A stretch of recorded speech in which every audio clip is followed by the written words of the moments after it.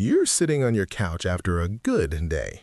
You hit your goals, you got the compliments, your Instagram even got more likes than usual. But as you scroll mindlessly through your phone, this hollow feeling creeps in, like you're watching your own life through a glass wall. And the worst part? You can't explain it to anyone, because when they ask, "How's life?" you have to say, "Great." And you feel guilty for feeling empty when everything's fine. That guilt? That's the trap. Because emptiness isn't about what's missing in your life. It's about what's missing between the highlights.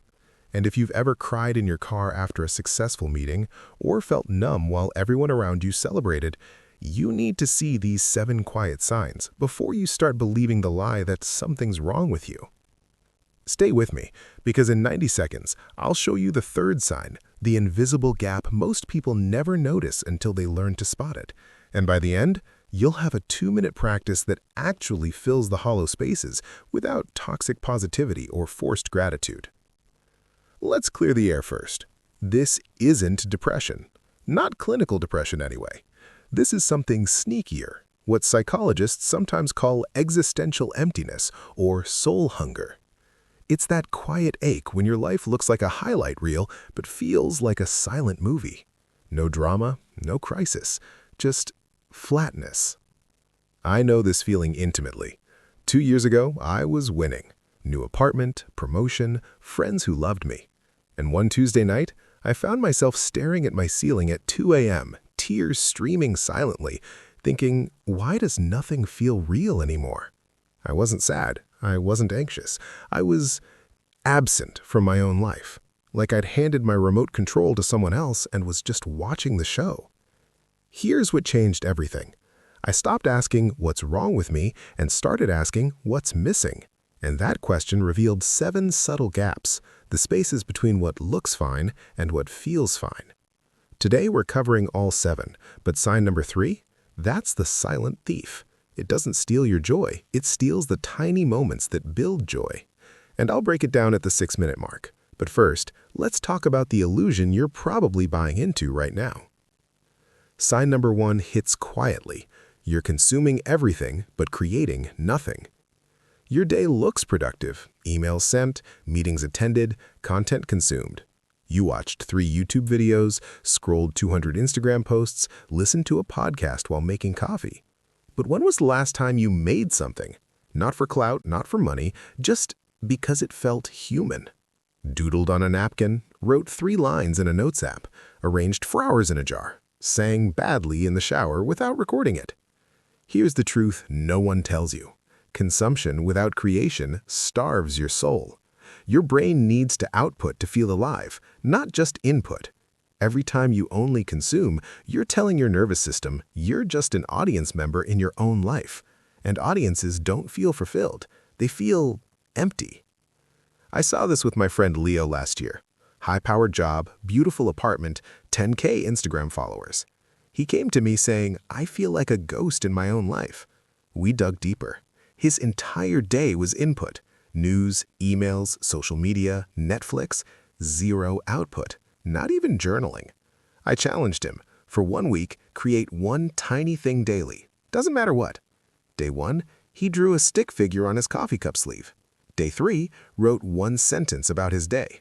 Day 7, he texted me, I cried today. Not sad tears, I just felt here again. Watch for this tell. When you finish your day and think, what did I actually do? Not in a productivity sense, but in a did I touch the world today sense. That question isn't about hustle, it's your soul asking for proof you're still alive. And this leads directly to sign number 2, the connection illusion. Sign number 2, your relationships look full but feel hollow. You have plans every weekend, group chats buzzing all day, birthday dinners, holiday gatherings, inside jokes. But when you're alone at night, you still feel lonely. Why? Because you're mistaking proximity for presence. You're physically with people, but emotionally on autopilot, nodding while checking your phone, laughing at jokes you didn't really hear, sharing surface-level updates while hiding the quiet ache underneath. Real connection requires vulnerability, the messy, awkward, I don't have it together stuff. But emptiness makes us avoid that. We stay in the shallow end because diving deep feels risky and exhausting. So we trade authentic moments for comfortable routines. And comfort without connection? That's a special kind of loneliness. I learned this the hard way after my breakup 3 years ago. I said yes to every hangout, filled every evening, but I'd come home and collapse, emptier than before. My therapist asked me one question that changed everything. In all those hangouts, when did you last say something true? Not polite, not positive, true. I couldn't remember. I was so busy performing fine that I'd forgotten how to be real. If this resonates, breathe. You're not broken. You're just protecting yourself. But protection without connection becomes isolation, and that's when emptiness moves in. Which brings us to the third sign, the one I promised you earlier.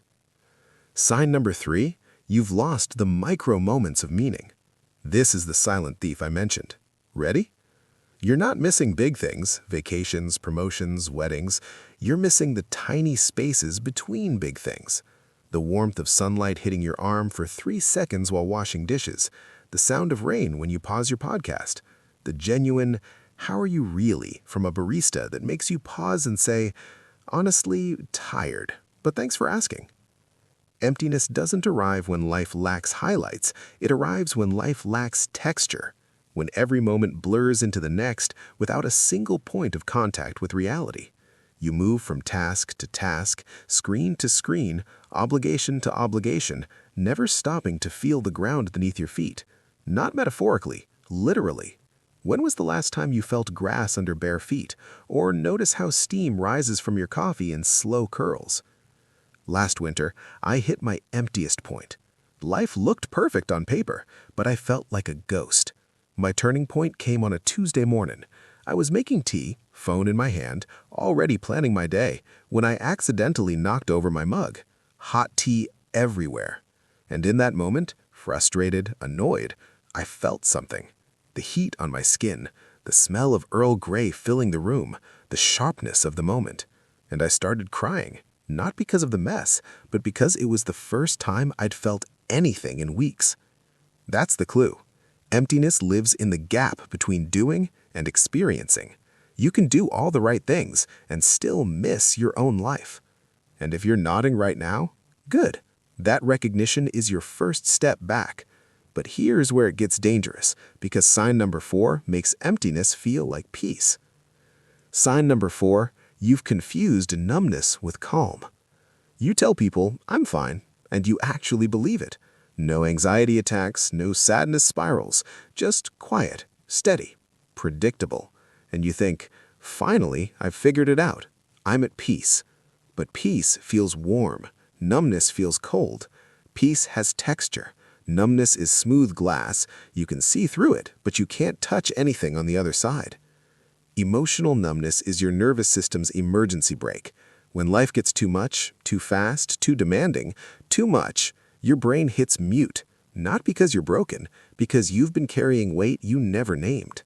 And the scariest part? Numbness feels comfortable. It feels like relief, which is why so many people live in it for years without realizing they've disappeared from their own lives. I stayed numb for 18 months after burnout. Called it self-care, called it boundaries. Really, I was just checked out. The tell was this: I stopped noticing beauty. Sunsets didn't make me pause. A child's laughter didn't make me smile.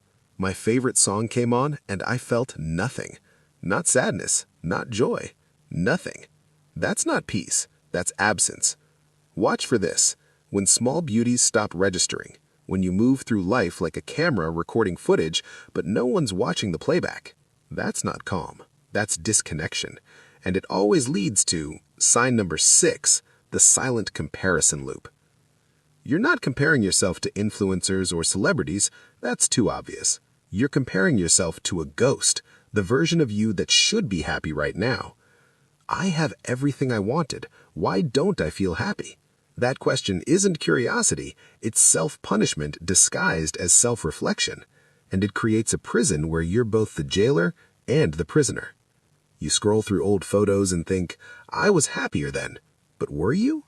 Or did you just expect to be happy now, and the gap between expectation and reality feels like failure? Emptiness thrives in that gap. It whispers, you should be happy. You should be joyful. Something's wrong with you for feeling this way. And that whisper becomes a scream when you're alone at 2 a.m. I broke this loop by writing one sentence on my bathroom mirror that said, my feelings don't need permission to exist. Not I should be happy, not I'm ungrateful, just my feelings exist. And that was enough. That tiny act of permission without judgment started cracking the numbness. Which brings us to sign number 6, the comfort trap. Your life has no healthy friction. Everything's easy, comfortable, smooth. Your job doesn't challenge you. Your relationships don't stretch you. Your routines require zero courage. And you tell yourself, I've made it. I deserve comfort. But humans aren't wired for perpetual comfort. We're wired for growth. And growth requires friction. That